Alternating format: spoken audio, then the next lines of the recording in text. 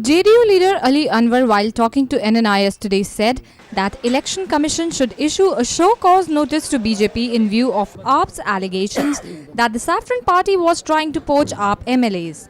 In a press conference held on Monday, Aam Aadmi Party had alleged that BJP has been trying to poach AAP MLAs from a long time because they do not have enough members to form the government in Delhi. AAP convener Arvind Kejriwal had presented a video in the press conference to prove that BJP was trying to poach AAP MLAs. BJP जोड़ तोड़ कर रही है, खरीद फरोख्त की कोशिश कर रही है।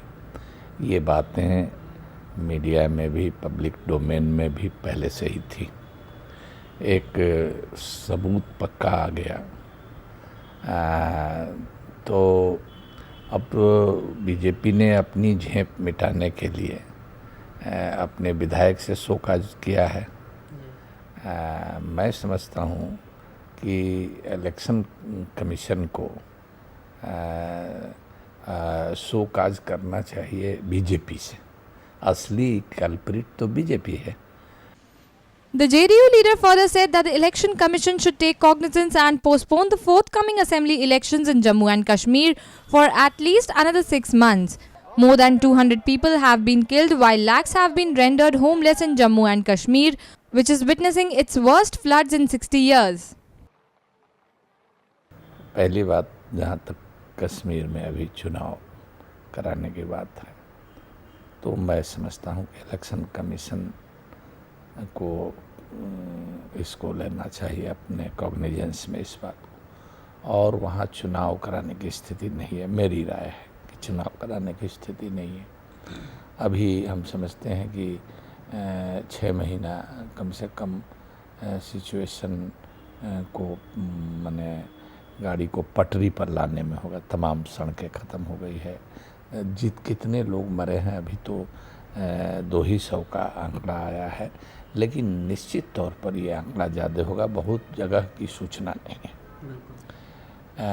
तमाम उनकी सड़कें, वहाँ आप जानते हैं रेल मार्ग नहीं है, सड़कों से जुड़ा हुआ है, तो सड़कें तमाम ख़त्म हो गई हैं। तो लाखों लाख उनके घर बर्बाद हुए हैं। तो ये बहुत विकट स्थिति है। कभी ऐसी स्थिति वहाँ नहीं हुई थी। Commenting over allegations against Railway Minister Sadanand Gowda's son, Anwar said that the word morality does not exist in BJP's dictionary. Railway Minister's son Karthik was booked by Bangalore police on charges of rape and cheating following a complaint by a Kannada actress he had been courting for the past 4 months. The actor has accused Karthik of marrying and dumping her after his family objected to their relationship. BJP के शब्दकोश में ये मैंने कहा ना, नैतिकता वगैरह वाली कोई चीज़ है नहीं।